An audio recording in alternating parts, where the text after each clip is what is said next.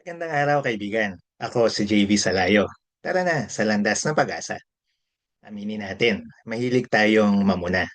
Kita agad natin pag may mali o may kakaiba sa pananamit o itsura ng isang tao. Rinig agad natin pag sintonado yung konta. Iba-iba lang tayo ng reaksyon mula sa malakas na pagtawa, pagpigil sa pagtawa o sa pagdedma. Meron namang mga mali na dapat lang napunahin gaya ng korupsyon at iba pang mga krimen para ipagtanggol ang mga naaapi.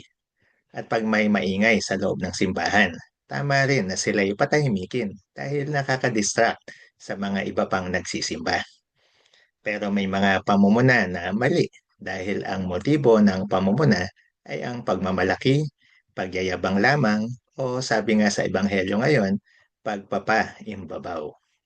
Sa Ebanghelyo ngayon mula kay San Marcos, pinuna ng mga Pariseo at mga eskriba ang mga alagad ni Jesus dahil sa hindi nila paghuhugas ng kamay ayon sa mga tradisyong itinuro ng kanilang mga ninuno. At ito ang tugon ni Jesus sa kanilang pamumuna. Tama ang hula ni Isaías tungkol sa inyo.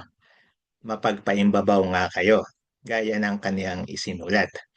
Paggalang na handog sa akin ng bayan ko'y paimbabaw lamang, sapagkat sa bibig at hindi sa puso ito bumubukal. Pagpupurit, pagsambang ginagawa nila'y walang kabuluhan. Ang utos ng tao ay itinuturong utos ng may kapal.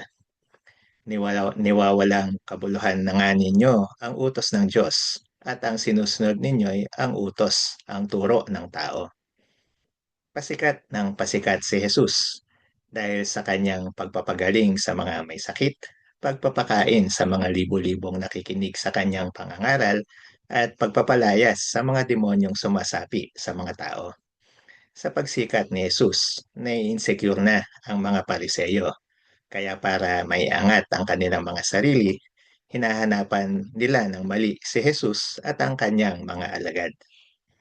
Pagnilayan natin, sa aking pagpuna sa mali sa aking kapwa, ito ba ay para sa ikabubuti ng nakararami o ito ba ay para sa pag-aangat ng aking sarili?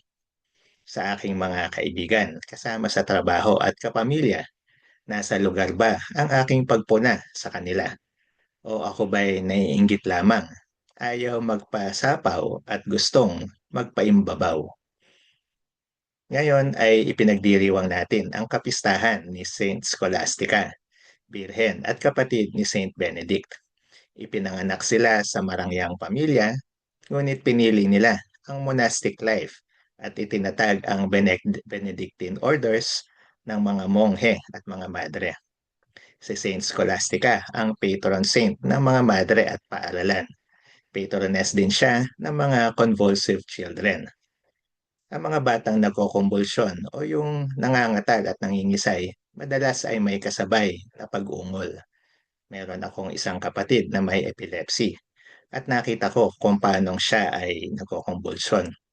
Kung hindi ka pamilyar sa kalagayang ito, malamang ay ikay magugulat at magiging uncomfortable. Isang epekto ng epilepsy sa kapatid ko ay ang pagiging utal o stuttered ang kanyang pagsasalita, pagniwi ng kanyang bibig, at kapag madalas ang kanyang compulsion, nagiging incoherent o malabo ang kanyang mga sinasabi.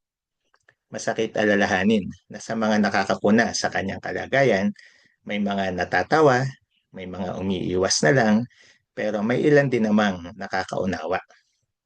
Sakto pala itong kapistahan ni Saint Scholastica sa ating pagninilay ngayon. Hingin natin ang kanyang tulong at panalangin upang tayo ay maging maingat sa pagpuna sa mga mali sa ating kapwa. Naway ang ating pagpuna ay nagmumula sa mabuting hangarin at hindi upang magmataas at magangat ng sarili. Saint Scholastica, ipanalangin mo kami.